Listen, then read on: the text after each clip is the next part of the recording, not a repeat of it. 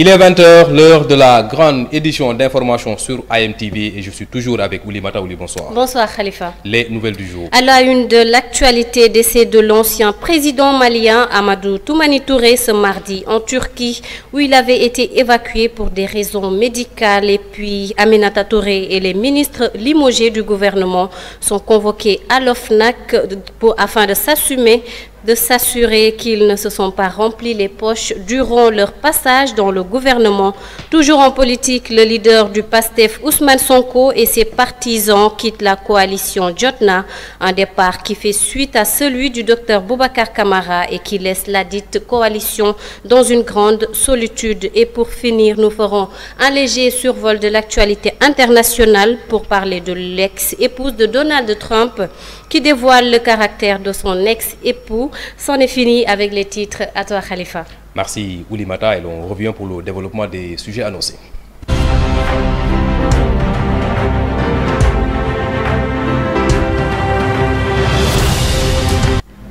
Merci de nous rejoindre dans ce 20h30 de AMTV que nous commençons avec le point sur la situation du coronavirus du jour, Oulimata. Effectivement, Khalifa et Fatou Diakhaté nous a fait le résumé virologique de ce mardi 10 novembre. Suivons-le. 9 cas de coronavirus ont été comptabilisés au cours des dernières 24 heures au Sénégal. Parmi des tests virologiques réalisés sur 597 individus selon le ministère de la Santé et de l'Action sociale. Faisant le point de la situation de l'épidémie, le directeur de la prévention a souligné que deux parmi les nouvelles infections sont des cas importés détectés à l'aéroport international Blaise Diagne. Les 7 sont issus de la transmission communautaire. Aucun décès n'a été enregistré et 17 patients ont été contrôlés négatifs et déclarés guéris. À ce jour, 15 720 personnes ont contracté le virus depuis son apparition dans le pays. 326 patients décédés, tandis que 15 366 ont recouvré la santé. En tout, 27 patients, dont un dans un état grave, sont encore sous traitement. Fatou Diakhaté qui revenait là largement sur les résultats virologiques sur le coronavirus au Sénégal. En bref, dans ce journal, nous allons vous parler du décès de l'ex-président malien Amadou Toumani Touré, décès survenu avant-hier dans la nuit du lundi au mardi en Turquie. Il était âgé de 72 ans. L'ancien lieutenant-colonel de l'armée malienne était à la tête des militaires qui avaient renversé le régime de Moussa Traoré, conduisant à la démocratie du pays. Il sera à son tour renversé à la fin de son second mandat. C'était en 2012 par un coup d'État. Amadou Toumani Touré s'était installé au Sénégal après sa chute et avait regagné le Mali depuis 2019. Le président Macky Sall a présenté ses condoléances au nom de la nation sénégalaise au peuple malien. C'était en bref, Oulimata. Et puis le parti PASTEF de Ousmane Sonko quitte la coalition Jotna. Ce dernier devient de plus en plus seul et après le départ du docteur Boubacar Camara, c'est au tour du leader du PASTEF, Ousmane Sonko, de tourner le dos à la dite coalition. Adama Faye nous en dit plus. La coalition Jotna, qui regroupe plusieurs formations autour de PASTEF, est en train de voler en éclats. En tout cas, les derniers développements le laisseraient à croire, après le départ de Boubacar Camara, leader du parti Djengou, c'est au tour des patriotes du parti PASTEF de Ousmane Sonko de claquer les portes de la coalition. PASTEF informe sa décision de se retirer de la coalition dans un communiqué rendu public. Pour motiver son départ de cette coalition, Ousmane Sonko et ses camarades ont rappelé d'abord que les coalitions ont une vocation électoraliste et doivent se nouer en perspective et à la veille d'élections sur la base de convergences programmatiques solides et d'apports militants mutuels. Il s'avère qu'en perspective des échéances futures et des combats inscrits au tableau de la prochaine rentrée, Ousmane Sonko ne voulait pas être l'otage de partis dont il serait en tout redevable alors qu'il ne représente qu'eux-mêmes.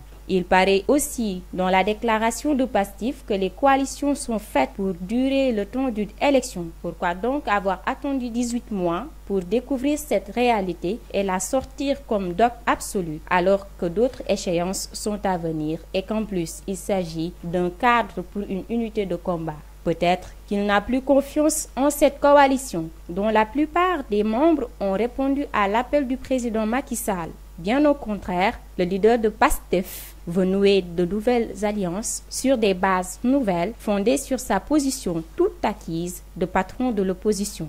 Toutefois, il se dit ouvert à une collaboration plus souple et sans contrainte avec les autres parties prenantes. Mieux, il réaffirme son ouverture à l'examen de possibles coalitions à l'approche de toute échéance électorale.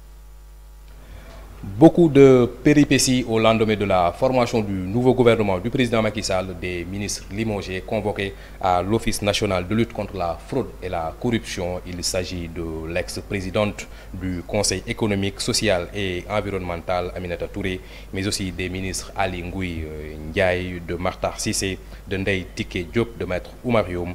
Ces ministres sortants devront ainsi faire face à l'OFNAC conformément à la loi 2014-17 relative à la déclaration de patrimoine. Le but est de s'assurer qu'ils ne se sont pas enrichis durant leur passage au niveau du gouvernement. Ces ministres donc qui sont appelés à faire face à l'OFNAC. C'était un point Foulimata. Bon nombre d'étudiants ne savent pas qu'il y a une personne désignée pour jouer un rôle de réconciliateur en cas de conflit entre deux parties opposées au sein de l'université. Cette personne est appelée médiateur, et pour ce qui est de l'université Cheikh Anta Diop de Dakar, il s'agit de monsieur Ndiassé Diop. Suivons ce reportage de Bakary Cissé qui est allé à sa rencontre. C'est plutôt la réalité que de la fiction. Le physique ou l'ombre du médiateur, c'est selon, n'est pas connu par un grand nombre des étudiants. Je viens tout juste de savoir, à partir de votre bouche, dans votre bouche, qu'il y a bien un médiateur dans l'université. C'est peut-être faute de ne pas avoir fait des recherches de ma part, mais s'il y a bien eu impact, je ne l'ai pas ressenti. Pourtant, son rôle de médiateur devait être senti sur le terrain en temps de situation conflictuelle ou de tension. Dans le rôle de médiateur, c'est d'apaiser les tensions. Nous savons tous qu'ici à l'université, il y a toujours des tensions, surtout entre les étudiants et l'administration. Mais on ne voit même pas, le médiateur venir intervenir. Cet étudiant situe les responsabilités. L'État a la faute, les dirigeants de cette lycée, de cette université, ont une faute. Les étudiants aussi ont une faute. En revanche, nous avons tenté de joindre au téléphone le médiateur, en l'occurrence Ndiassé Diop, mais nos tentatives sont restées vaines.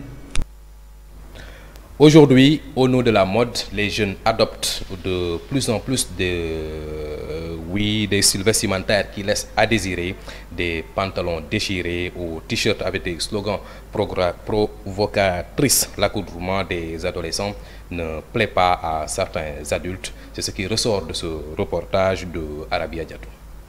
Toute personne possédant un minimum d'esprit et de décence se sentira mal à l'aise en voyant l'habillement actuel des jeunes, particulièrement les filles. Elles exposent leur corps et plaisent à attirer le regard. C'est dans cette logique que bon nombre de personnes n'apprécient pas cette tendance. Point de vue, je me dis, elles ne portent même pas des habits, parce que ce qu'ils portent, c'est des choses déchirées et tout ça. Donc vraiment, les autorités du système ont une part de responsabilité là-bas, mais également aussi les parents ont une part de responsabilité. Donc ça peut être une sorte de provocation, donc ils doivent revoir leur habillement, surtout en venant ici à l'université. Selon certains, cette nouvelle mode met en rade les cultures et valeurs sénégalaises et conduit au déracinement. Je pense que c'est un manque de repères. Voilà, c'est un manque de repères. C'est-à-dire que on a voulu s'émanciper tout en oubliant notre culture. Alors que, comme l'avait dit le président Senghor, ouverture et enracinement. On peut bel et bien prendre des exemples d'ailleurs, mais il faut d'abord savoir qui on est. D'autres indexent les séries sénégalaises et les parents qui négligent l'éducation de leurs enfants. Cet habillement, c'est pas du tout bon, mais c'est à cause des parents et de la manque d'éducation des enfants. Ces temps-ci, les enfants n'ont pas d'éducation. Avec la nouvelle technologie, elle fait ce qu'elle veut, elle porte ce qu'elle veut. C'est pourquoi elles font ça. La mode change en fonction de l'évolution de chaque génération. Si dans les années 80, la tendance était de différencier en personnalisant ses vêtements et en créant son propre style, les années 90 et 2000 marquent plutôt le retour à une société où être à la mode signifie porter les mêmes marques que les autres, au prix de violer les mœurs. Et pour finir, l'actualité internationale, les États-Unis ont dit oui à Joe Biden comme président de la République. Au grand malheur de Donald Trump, ce dernier refute catégoriquement les résultats et n'accepte toujours pas sa défaite. Suite à cette réaction, son ex-épouse Ivana Trump sort du silence et en dévoile plus sur son caractère. Les détails avec Thilo Mamadou Sam. Ce n'est plus un secret, Joe Biden est le 46e président des États-Unis.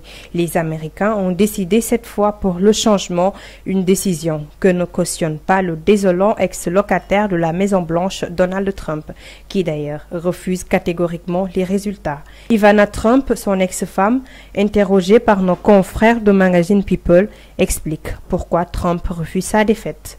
Je veux juste que tout cela se finisse d'une façon ou d'une autre. Je m'en fous, vraiment, déclare Ivana, qui sait néanmoins que son ex-mari n'abandonnera pas si tôt. Un mauvais perdant, il n'aime pas perdre. Alors, il va se battre et se battre et se battre. Il doit déclarer qu'il a perdu, mais il déteste être un perdant. Je suis sûre de ça. Mais s'il perd, eh bien, il perd, il a beaucoup d'argent, des propriétés où aller vivre et profiter de sa vie. Au regard de cette situation, des questions se posent. Au lendemain des élections américaines, quelle sera la vie de Trump après la Maison-Blanche? Et Oulimata, c'est cet élément inter qui met à terme à ce journal. Effectivement, Khalifa. Un journal que nous avons eu le plaisir de vous présenter. L'information qui se poursuit sur notre portail www.amtv.sn. Merci de nous avoir suivis. Rendez-vous demain même heure. Bonsoir.